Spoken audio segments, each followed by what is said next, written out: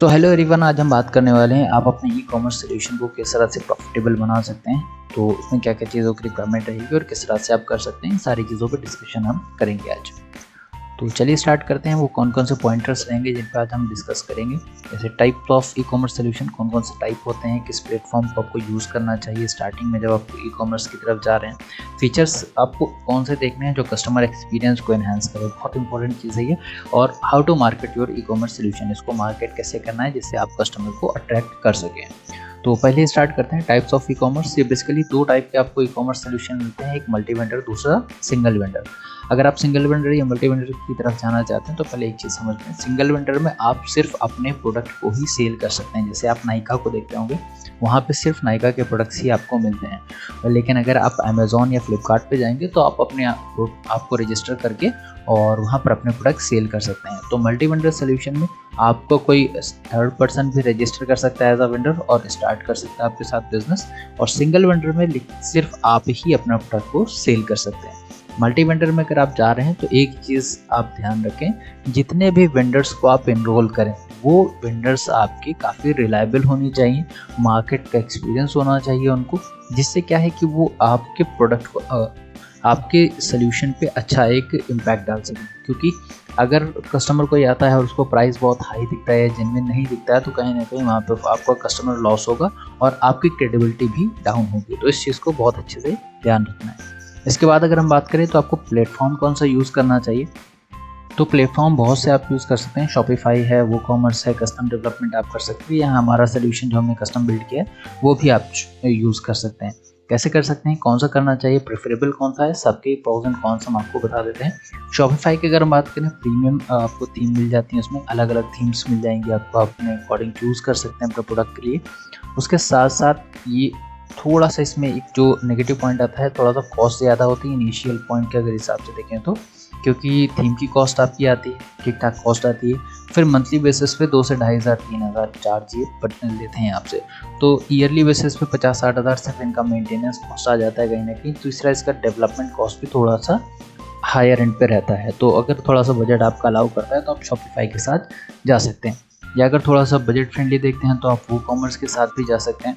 वो कॉमर्स अगर मैं बात करूँ तो वर्डप्रेस में ही आपको मिल जाता है, इसलिए थोड़ा सा फ्रेंडली होता है, बजट फ्रेंडली रहता है। बट इसमें अगर आप एप्लीकेशन के लिए जाते हैं तो एप्लीकेशन की कॉस्ट थोड़ी सी ज़्यादा आ जाती है। थोड़ा सा वर्डप्रेस पे चीज़ें और बेहतर तरीके से एप्लीकेशन के लिए एपीआईज बिल्ड करनी पड़ती हैं, तो कॉस्ट थोड़ी सी ज़्यादा रह जाती है। कस्टम डेवलपमेंट की अगर बात करें तो कस्टम डेवलपमेंट में भी आपका थोड़ा कॉस्ट हायर एंड पे जाता है, बट ये पूरा अपने हिसाब से आप कस्टमाइज़ करा सकते हैं, क्या चाहिए, क्या फीचर चाहिए, क्या क्या चीज़ें आपको रखनी है। लेकिन अगर इसमें आप जाते हैं 2 से 3 लाख 4 लाख तक का कॉस्ट आपका आराम से चला जाएगा।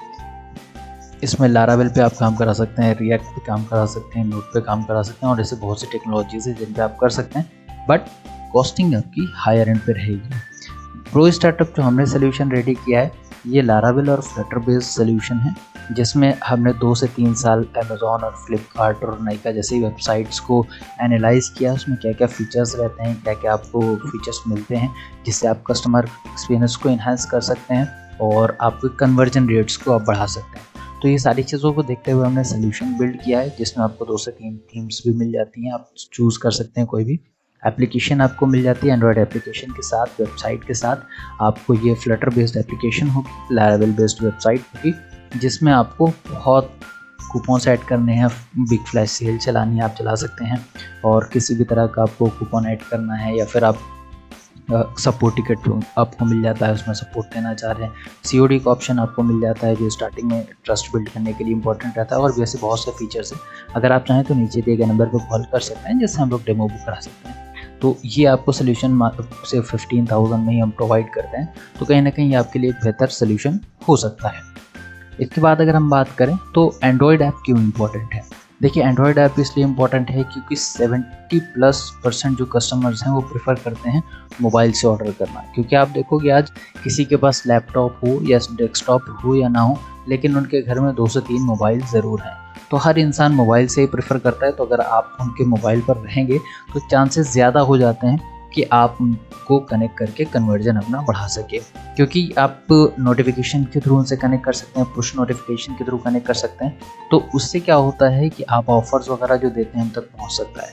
इसमें एक चीज़ आप और यूज़ कर सकते हैं, व्हाट्सएप API यूज़ कर सकते हैं। वो कैसे कर सकते हैं, हमारी लास्ट वीडियो जो हमने बनाई है उसमें आप जाके डिटेल में देख सकते हैं कैसे आप उसको यूज़ कर सकते हैं अपने कस्टमर को इंगेज करने के लिए और रीपरचेस करवाने के लिए। इसके बाद हम बात करें तो कस्टमर एक्सपीरियंस, तो बहुत इंपॉर्टेंट चीज़ है ये। One of the biggest reason है ई कॉमर्स बिजनेस जिसकी वजह से फेल हो जाते हैं, क्योंकि आपने कस्टमर को कोई चीज़ सेल की है, आपकी वेबसाइट पर कोई कस्टमर आया, बट वो चीज़ परचेज़ करके गया, उसके बाद उसका एक्सपीरियंस अच्छा नहीं था। वो आया वहाँ पर, अगर वेबसाइट एक्सपीरियंस देखिए 2-3 टाइप का होता है, ये मैं एक्सप्लेन कर दूँ। पहली चीज़, वेबसाइट पे आया तो आपकी वेबसाइट पे क्या फ़ील हुआ, किस तरह का जेन्युइन फील हुई या नहीं।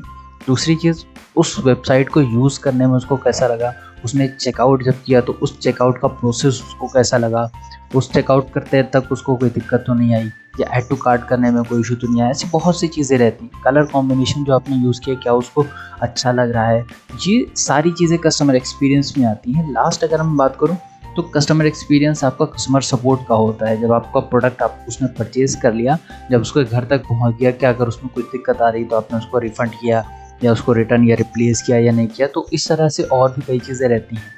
अगर किसी कस्टमर को कोई दिक्कत आ रही, कई बार सिर्फ उनसे बातचीत करने में वो चीज़ सॉल्व हो जाती है, बट कहीं ना कहीं जो ई कॉमर्स ओनर होते हैं वो बात भी नहीं कर पाते, क्योंकि सपोर्ट टिकट का कोई वहाँ पर उनके पास नहीं होता ऑप्शन। तो सपोर्ट टिकट का जब कस्टमर के पास ऑप्शन नहीं हो तो इशू हो जाता है कहीं ना कहीं। तो ऐसी बहुत सी चीज़ें हैं जिनको आप सिर्फ बात करके ही सॉल्व कर सकते हैं। तो ये चीज़ कस्टमर एक्सपीरियंस बहुत इंपॉर्टेंट है। कोई भी आप कस्टमर आप लेते हैं, कोई सोल्यूशन किसी के साथ भी जाते हैं, आप हमारे थ्रू जाएँ या किसी और के थ्रू आप जाते हैं तो आप बिल्कुल जा सकते हैं, लेकिन उसमें कस्टमर एक्सपीरियंस ज़रूर देखिए कि आपका कस्टमर एक्सपीरियंस किस तरह से होने वाला है ई कॉमर्स सोल्यूशन का। इसके बाद अगर हम बात करें तो मार्केट किस तरह से करना है। देखिए, सबसे पहली चीज़ क्या है, जब भी आप ई कॉमर्स सोल्यूशन स्टार्ट करें तो अपने जानने वाले लोगों तक बातें ज़रूर पहुंचाएं। व्हाट्सएप, इंस्टाग्राम, फेसबुक, ये तीनों ऐसी चीज़ें हैं जहां पर आपके जानने वाले लोग हैं। जब व्हाट्सएप पे लोग स्टेटस देखते हैं वहां से परचेज़ करना चाहते हैं, क्योंकि वो आपको जानते हैं, आप पर ट्रस्ट करते हैं। उन तक पहुँच गई चीज़, मान लीजिए कई लोग होंगे जो आपके जानने वाले आपके लोकल एरिया में होंगे, कई लोग होंगे जो अदर स्टेट्स में होंगे। तो अब अदर स्टेट्स तक भी पहुंच रहा है आपका प्रोडक्ट, तो वहाँ से क्या है, उनसे मार्केट आप करा सकते हैं, उनसे माउथ टू माउथ पब्लिसिटी करा सकते हैं, उनसे आप स्टेटस लगवा सकते हैं। बहुत बेसिक थी, एकदम छोटी चीज़ है। इसके बाद आप उसमें व्हाट्सएप API का यूज़ कर सकते हैं कस्टमर्स तक पहुंचने के लिए। इंस्टाग्राम पे आप रील पोस्ट कर सकते हैं, इंस्टाग्राम पे स्टोरी पोस्ट कर सकते हैं, फेसबुक पे भी सेम चीज़ आप कर सकते हैं। आपके पास अगर बजट है तो आप ऐसे इन्फ्लुएंसर्स को देखिए जो आपके लोकल मार्केट या फिर आपके नीश को टारगेट करते हो। उनको देखिए जो 1 से 2 लाख के बीच में हो। जो 1 से 2 लाख फॉलोअर्स या सब्सक्राइबर के बीच होते हैं वो चार्जेस जनरली कम लेते हैं, 2000, 3000, 4000 तक में हो जाता है। तो अगर इतने में आपका हो रहा है, आपको मार्केट मिल रही है, तो उनकी क्रेडिबिलिटी यूज़ करके आप अपने बिजनेस को बढ़ा सकते हैं। डिजिटल मार्केटिंग का यूज़ कर सकते हैं। कोई अच्छा डिजिटल मार्केटर आप देखिए, उससे अपने प्रोडक्ट को एडवर्टाइज़ कराइए। मार्केट प्लेस बहुत इंपॉर्टेंट चीज़ है, जैसे इंडिया मार्ट हो गया, जस्ट डायल हो गया, या फेसबुक मार्केट प्लेस हो गया। ये ऐसी चीज़ें हैं जहाँ पर आपका प्रोडक्ट मार्केट होता है, जहाँ पर लोग ऑलरेडी मौजूद हैं। या OLX भी आप यूज़ कर सकते हो उस चीज़ के लिए, भले ही वहाँ पर वो पुरानी चीज़ के लिए, लेकिन वहाँ पर लोग नई भी सेल करते हैं और होती है। ये अनऑफिशियल है बट लोग करते हैं वहाँ पे। तो इस तरह से आप चीज़ें कर सकते हैं। आप अपने मार्केट प्लेस को भी यूज़ कर सकते हैं उस पर्टिकुलर चीज़ के लिए। तो वीडियो काफ़ी लंबी हो चुकी है, तो होपफुली आपको कुछ वैल्यू मिली होगी इस वीडियो से। अगर आप कुछ और जानकारी चाहते हैं या फिर आप किसी भी प्लेटफॉर्म पे कुछ बिल्ड करवाना चाहते हैं, शॉपिफाई हो या कस्टम डेवलपमेंट हो, वर्डप्रेस हो, या हमारे प्रोडक्ट से रिलेटेड जानकारी चाहिए हो, तो आप कनेक्ट कर सकते हैं नीचे दिए गए नंबर्स पे, जिससे हम आपको और बेहतर तरीके से सारी गाइडेंस प्रोवाइड कर सकें। Okay, thank you very much. मिलते हैं नेक्स्ट वीडियो में, and like, share and subscribe.